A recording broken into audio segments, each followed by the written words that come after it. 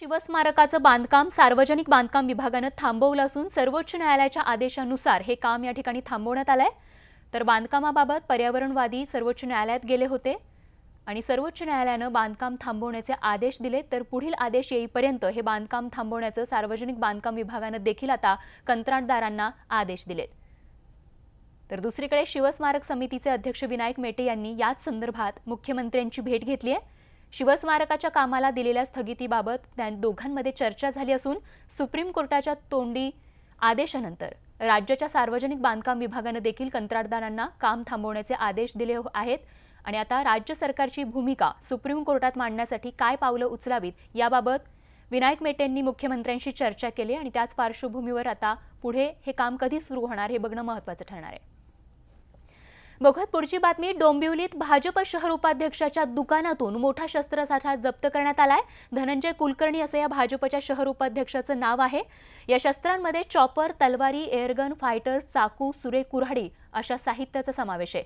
तर कल्याण गुन्हे शाखेनं दुकानावर धाड टाकत ही कारवाई केली आहे। सुसंस्कृत शहरामध्ये भाजपच्या पदाधिकाऱ्यांकडे अशा प्रकारे शस्त्रसाठा आढळल्यानं मोठी खळबळ उडाली आहे। तर एकूणच आपण एक धक्कादायक बातमी डोंबिवलीतून पाहतोय। अशा प्रकारे डोंबिवलीमध्ये भाजप शहर उपाध्यक्षाच्या दुकानातून मोठा शस्त्रसाठा जप्त करण्यात आलेला आहे। धनंजय कुलकर्णी असं त्यांचं नाव असून या शस्त्रांमध्ये चॉपरचा समावेश आहे, तसंच तलवारी देखील आहेत।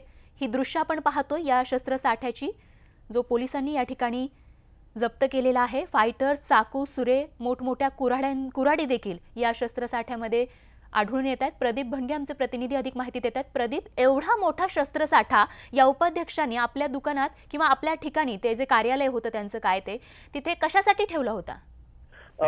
सूत्रांनी मिळालेल्या माहितीनुसार गेल्या 6 महिन्यापासून हा जो धनंजय कुलकर्णी होता हा शस्त्रसाठा विकण्याकरता ऍक्टिव्ह झाला होता। मात्र गेल्या 2 वर्षापासून हे जे काम करत होता असं सूत्रांनी माहिती दिलेली आहे। त्याचप्रमाणे 1,86,000चा हा मुद्देमाल आहे। हा कल्याणच्या क्राईम युनिटने हा पकडलेला आहे। त्याचप्रमाणे धनंजय कुलकर्णी याला सुद्धा पकडलेला आहे। आता हा साठा कशा करता आणला होता, तो कोणाला विकत होता, याबाबत पोलिसांनी कुठलीही माहिती दिलेली नाही आहे। त्याबाबत आम्ही पोलिसांशी संपर्क केला असता पोलिसांनी याबाबत कुठलीही माहिती देण्यास नकार दिला। आमची चौकशी चालू आहे असं ते सांगत होते। हा धनंजय कुलकर्णी कुठल्या संघटनेशी होता का आणि हा शस्त्रसाठा त्यांनी कशा करता आणला होता याबाबत आता खुलासा झालेला नाही। मात्र निवडणूक जवळ आहे त्यामुळे हा शस्त्रसाठा त्याकरता आणला होता का असं सुद्धा भीतीचं वातावरण निर्माण झालेलं आहे।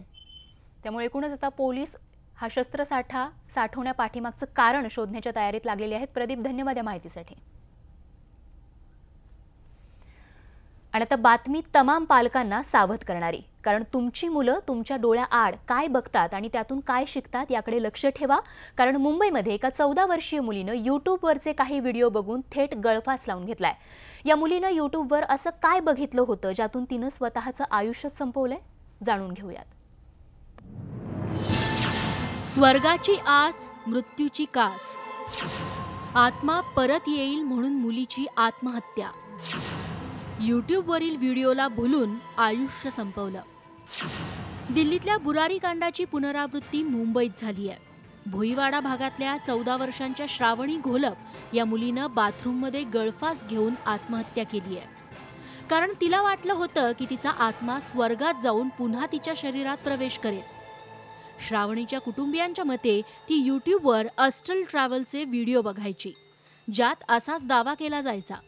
एक्चुअली उसने पहले जो वीडियो देखा था एस्ट्रल ट्रैवल करके, उसने मतलब वो देख रही थी वो उसके बाद में उसने वो करने की कोशिश की, शायद ऐसा मतलब हमको लग रहा है कि वो करने की उसने कोशिश की। तो वो जस्ट ऐसा लेटी थी कि मतलब वो उसमें था ऐसा वो वीडियो मतलब इसमें क्लिपिंग में कि उसमें मतलब ऐसा बताया था कि थोड़ा टाइम के लिए अपनी आत्मा बाहर चली जाती है, फिर सर्टन टाइम के बाद वापस अंदर आती है। तो वो शायद वो कोशिश वो कर रही थी। याआधी 10 जानेवारीलाही श्रावणीनं घरी श्वास रोखून धरत मरण्याचा प्रयत्न केला होता, मात्र तिच्या आजीनं तिला रोखलं। ती अशी झोपली होती शांत।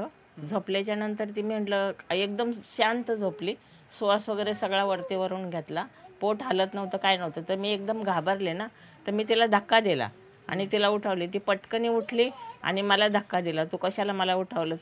माझा आत्मा सुटून गेला होता. तर म्हटलं असं काय गं? म्हणते थांब तुला सांगते. अगं असे हातपाय लूज सोडायचे, सगळा आत्मा वरती घ्यायचा आणि फक्त मेंदू तेच ठेवायचा. मेंदू तेच ठेवला ना का मग तो आत्मा आपला फिरून फिरून परत तिथंच येतो. पण मेंदू तेच पाहिजे म्हणे, तेच पाहिजे मेंदूला. मग तो आत्मा आपला फिरून परत आत्म्यात येतो. मग कुठून कुठून काय बघून आला ना ते आपल्याला सगळं सांगतो. म्हणलं नको बाय, असं काहीतरी एडा विचार करतेस, असं करू नको म्हटलं. याआधी दिल्लीत एकाच कुटुंबातल्या 11 जणांनी वडाच्या पारंब्यांप्रमाणे लटकत गळफास घेऊन आत्महत्या केली होती. यासाठी त्यांनी घराला 11 पाईप जोडले होते, जे आत्म्याला बाहेर आणि आत जायला मदत करतील अशी त्यांची धारणा होती. आणि आता सोशल मीडियावरच्या माहितीच्या जंजाळात चुकीच्या माहितीवर विश्वास ठेवून एका कोवळ्या जीवानं पुनर्जन्माच्या भरवशावर जीवाशी खेळ केलाय. तेव्हा आपली मुलं मोबाईलवर काय बघतात याकडे डोळ्यात तेल घालून लक्ष ठेवा. विवेक गुप्तासह bureau report, news 18 Lokmat, Mumbai.